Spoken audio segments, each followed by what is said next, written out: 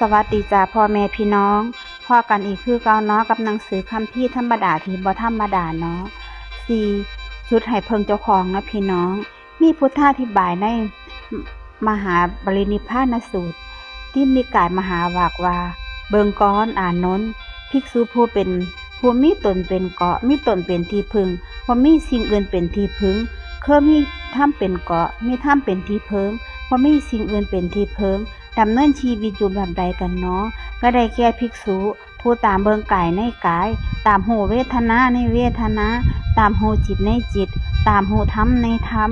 มีความเพียรมีสัมปชัญญะมีสติกำจัดความยินดียินร้ายในโลกออกเสียได้นั่นละพี่น้องคนส่วนหลายมักแสวงหาที่พึ่งอื่นๆเนาะก็คือต้องโทรศัพท์หาหมู่ก้อนสิได้บ่เหงาก็ต้องเบิ่งหนังฟังเพลงสิได้บ่เซ็งแม่นบ่ล่ะหรือแม้กระทั่งนักปฏิบัติเองก็วางเพิงหลวงพ่อหลวงปู่เพิงครูบาอาจารย์ท่านผู้ฮู้ทั้งหลายอยู่เมื่อเจริญสติปัฏฐานได้ถูกต้องแล้วความสงสัยในการปฏิบัติย่อมลดลงความมั่นใจมีหลายขึ้นการวางเพิงพิงบุคคลคนอื่นสิ่งอื่นย่อมลดลงไปตามลำดับเนาะเมื่อมีความมั่นใจในการปฏิบัติหลายขึ้นย่อมสามที่พึงให้กับเจ้าของได้หรือเปรียบเทียบกับบุคคลที่รอคอยอยู่กลางมหาสมุทรสิเลียวหาฟังบ่พอสิรู้สึกว่าชีวิตบ่มีเป้าหมายสิอยู่กับบ่ได้สิตายก็ยังบ่ควรก็ดิ้นรนแสวงหาก่อให้กับเจ้าของนั่นล่ะจนกระทั่งมื้อนึงวายไปพบก็แม้กระทั่งเป็นก้อนน้อยๆก็ยังดีกว่าวายวนอยู่แบบนั้นเองก้อนนั้นเป็นสิ่งที่เขาต้องสร้างขึ้นมาเองอาจเป็นเพียงเศษไม้หรือว่าเศษเลือดแตกหรือว่าลูกบักพร้าวที่ลอยน้ำมาสักลูกก็ยังดีเสียกว่าจมอยู่ในน้ำสติปัฏฐานจึงเป็นกออย่างยอดเยี่ยมเพราะว่าเหตุว่าเป็นเครื่องมือสร้างความมั่นใจให้กับเจ้าของว่ากายใจที่คิดว่าเป็นของเฮาก็ต้องค่อยดูแลอุปถัมภ์บำรุงอยู่นี่หากเฝ้าสังเกตศึกษาเขาแล้วย่อมเข้าใจความจริงของชีวิตว่าเขาเป็นที่พึ่งจริงๆบ่ได้ฟังให้เป็นกอของชีวิตอย่างแท้จริงบ่ได้เพราะเกิดดับเปลี่ยนแปลงอยู่ตลอดเวลาเมื่อเข้าใจแล้วย่อมแสวงหากอใหม่กอนั้นก็คือสติปัฏฐานซึ่งก่อให้เกิดปัญญาประจักษ์แจ้งสัจธรรมที่กำลังปรากฏอยู่ต่อหน้าต่อตาเฮานั่นล่ะเนาะเลี้ยงให้เป็นผู้เลิศสุดในการศึกษาเนาะพี่น้องพระพุทธเจ้าฝากมรดกธรรมไว้ในที่มณิกายมหาปรินิพพานสูตรว่าเบิ่งก้อนอานนท์ในบัดนี้ก็ตามในการล่วงไปแห่งเฮาก็ตามภิกษุเหล่านั้นเป็นผู้มีตนเป็นเกาะมีตนเป็นที่เพิงบ่มีสิ่งอื่นเป็นที่เพิงคือมีถ้ำเป็นเกาะมีถ้ำเป็นที่เพิงบ่มีสิ่งอื่นเป็นที่เพิงดำเนินชีวิตอยู่เบิ่งก้อนอานนท์ภิกษุเหล่านั้นจักเป็นผู้เลิศกว่าบรรดาภิกษุผู้ใคร่ต่อการศึกษาสัพพวิทยาในโลกนี้ล้วนแต่เลี่ยนออกไปภายนอกตนอาจสิซอยให้การดำรงชีวิตทางโลกเป็นไปได้โดยสะดวกแต่แก่ทุกอย่างแท้จริงบ่ได้ดอกในปัจจุบันนี้ผู้ใคร่ต่อการศึกษาในพระพุทธศาสนานั้นมีหลายบางพวกก็ส่งปริญญาเรียนบาลีเรียนพระอภิธรรมค้นคว้าพระไตรปิฎกบางพวกก็ศึกษาโดยลงมือปฏิบัติไปเลยโดยการเพ่งขัดในศีลรักษาธุดงค์เข้าวัดอยู่อย่างเรียบง่ายบ่วุ่นวายกับผู้ใดแต่ปัญหาก็คือกำลังปฏิบัติอีกอย่างอยู่กับบ่ฮู้พระพุทธเจ้าทรงสรรเสริญว่าผู้เจริญสติปัฏฐานเท่านั้นคือนักศึกษาที่เลิศที่สุดเพราะแก้ทุกข์ของเจ้าของในอย่างถาวรและที่สำคัญการศึกษาสติปัฏฐานด้วยความเข้าใจที่ถูกต้องในเบื้องต้นและการลงมือปฏิบัติอีหลีจิตสิซึมซับเอาไว้บ่มีมือลืมเพราะต้องศึกษาโดยการรู้สึกตัวตรงๆบ่แม่นการนึกคิดท่องจำใดๆทั้งสิ้นจิตที่จำไว้ได้ทุกภพทุกชาติเมื่อตายแล้วเกิดใหม่ก็เรียนต่อได้เลยบ่ต้องเริ่มต้นอนุบาลประถมมัธยมไหมคือจังการศึกษาทางโลกทั่วไปดอกสุดหันษาผ้าให้สิ้นทุกเนาะพี่น้องพระพุทธองค์ทรงตรัสรับรองไว้ได้อิยสูตรสังยุตตนิกายมหาวากว่าเบิ่งก้อนภิกษุทั้งหลายสติปัฏฐาน4ประการนี้อันบุคคลเจริญแล้วเฮ็ดให้หลายแล้วย่อมเฮ็ดให้เป็นอริยะเฮ็ดให้เป็นเครื่องนำออกย่อมนำไปเพื่อความสิ้นทุกข์โดยชอบแก่ผู้กระทำตามนั้นการเจริญหรือว่าการกระทำให้มากก็คือการเพียรรู้สึกตัวอยู่เนืองๆในกายเวทนาจิตธรรมย่อมเป็นการสร้างนิสัยใหม่ให้กับจิตเพราะโดยปกติจิตย่อมนำไปสู่ความเคยชินเก่าๆก็คือเมื่อประสบกับสุขเวทนาจิตย่อมนำไปเพื่อเกิดราคะคือความมักความชอบความอยากให้สุขนั้นอยู่กับเฮาโดนๆเมื่อประสบกับทุกขเวทนาจิตย่อมไหลไปสู่ปฏิฆะ ก็คือความขัดเคืองใจซึ่งก็คือโทสะนั่นละอยากพักไสไล่ทรงอารมณ์อันนั้นที่เฮ็ดให้เจ้าของนั้นเป็นทุกข์เมื่อประสบกับอุเบกขาเวทนาคิดย่ำคุ้นเคยที่สิเข้าไปแช่จมเชยช้าก็ให้เกิดโมหะและความหลงติดตามมาเนาะแต่เมื่อใดที่มีความเพียรหูอยู่ดูในกายเวทนาจิตธรรมย่ำตัดกระแสกิเลสไปได้เฮ็ดให้จิตได้นิสัยใหม่ขึ้นมาคือกันบ่ไหลไปตามความเคยชินเก่าๆซึ่งเฮ็ดให้เป็นอริยะเนาะอริยะก็คือลักษณะของจิตที่ปราศจากตัณหาและทิฏฐิห่างไกลจากการครอบงำของกิเลสนั่นแหละพี่น้องที่ว่าเป็นเครื่องนำออกก็เพราะสติปัฏฐานเป็นเครื่องมืออันยอดเยี่ยมที่นำออกจากวัฏสงสารเพราะเหตุว่าในขณะที่มีสติโหโตอยู่นั้นจิตยอมบ่น้อมไปตามกิเลสจึงก่อให้เกิดกรรมไม่บ่ได้เมื่อกรรมไม่บ่เกิดก็เป็นการตัดกรรมไปในตัวสรรพสัตว์เนาะผลแห่งกรรมจึงเกิดบ่ได้เมื่อผลแห่งกรรมเกิดบ่ได้ความหมุนวนแห่งวัฏสงสารซึ่งก็คือกิเลสกรรมวิบากก็หยุดเฮ็ดงานแม่นบ่ล่ะจึงพ้นจากการเวียนเกิดเวียนตายได้เมื่อวัฏสงสารเฮ็ดงานบ่ได้ทุกอันมีกิเลสเป็นเหตุนั่นก็เกิดขึ้นบ่ได้สติปัฏฐานจึงเป็นเครื่องมือนำออกจากทุกข์ได้อย่างแท้จริงนั่นล่ะพี่น้อง 8. ปลุกให้พระสัจธรรมดำรงอยู่พี่น้องพระพาทาถามว่าหากพระพุทธเจ้าปรินิพพานแล้วเฮ็ดจังไดพระสัจธรรมจึงสิดำรงอยู่ให้ได้นานพระอานนท์กล่าวตอบไว้ในที่สุดสังคยุนนิกายมหาวากว่าเบิ่งก่อนผู้มีอายุเพราะบ่เจริญเพราะบ่กระทำให้มากซึ่งสติปัฏฐานสีเมื่อพระตถาคตปรินิพพานแล้วพระสัจธรรมจึงบ่ตั้งมั่นอยู่นานเบิ่งก่อนผู้มีอายุแต่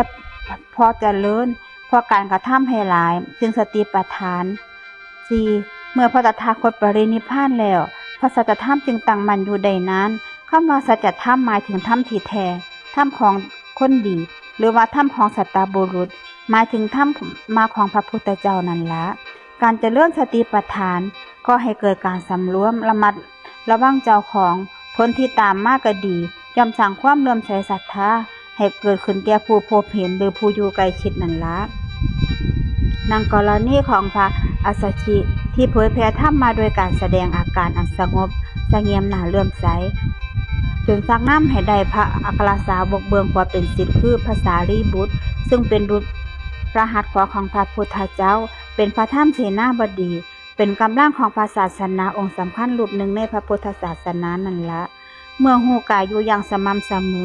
อย่อมยั้งสัจธรรมให้ดำรงอยู่ได้นานเพราะเหตุว่าผู้ปฏิบัติได้หูธรรมเห็นธรรมและมีธรรมอันมั่นคงทรงไว้ในใจแล้วธรรมมาได้ซึมซับเข้าไปอยู่ในจิตของผู้ปฏิบัติมีตนเป็นธรรมมีธรรมอยู่ในตนเพราะแม่นว่าแค่หูซื้อธรรมมาอันมีอยู่ในพระไตรปิฎกหรือว่าในคัมภีร์ใดๆแม้เมื่อประสบเหตุเพศภัยใดๆก็มีธรรมมาเป็นสารณะบ่หวั่นไหวแม้พระตถาคตปรินิพพานไปแล้วก็เพียงรูปกายเท่านั้นส่วนนามกายของพระองค์ก็ยังคงเหลืออยู่ในจิตของผู้หูธรรมเห็นธรรมนั่นเองพี่น้องคงไว้ซึ่งกองกุศลเนาะ